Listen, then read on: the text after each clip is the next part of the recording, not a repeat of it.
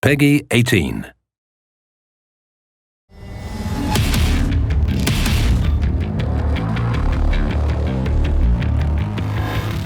So let's talk a little bit more about that whole push-forward combat that you're describing, and that kind of shows it in action. You're never stopping. You might be backing up a little bit, you might be moving to the left or right, but you're always kind of pushing combat forward, right? Describe to us how that works and what that means. Yeah, Hugo kind of coined a term around the office that we use is, you're kind of like Bruce Lee on a skateboard with a shotgun. In a skate park. And you kind of get that sense of that space there. It lends itself to always moving forward, always kind of traversing the space. We have a double jump mechanic that allows you to kind of go further or go higher and grab ledges and, change the verticality of the space a lot more than kind of a classic Doom experience.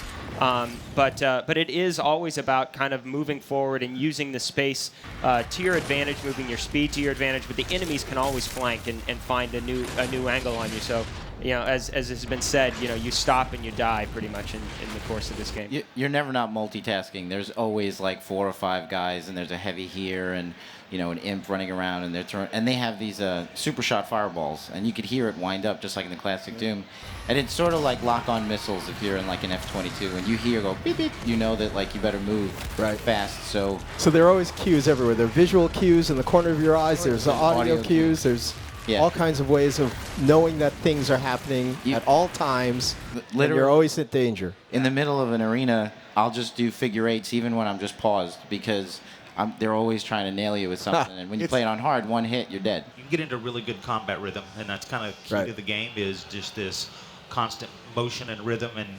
And with the drops that are coming out, your health is really low, and you in the middle of big combat, you don't look for health packs. You look for fodder because if you don't find something to kill, you're going to die. Yeah. Right.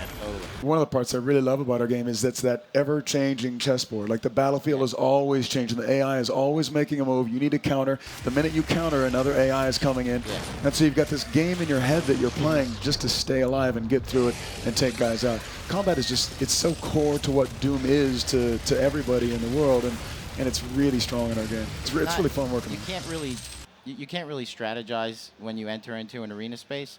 It's more like moment-to-moment, split-second strategizing because it's changing constantly. Right. It's very improvisational. Everybody has a plan until they get hit in the face. Pretty much.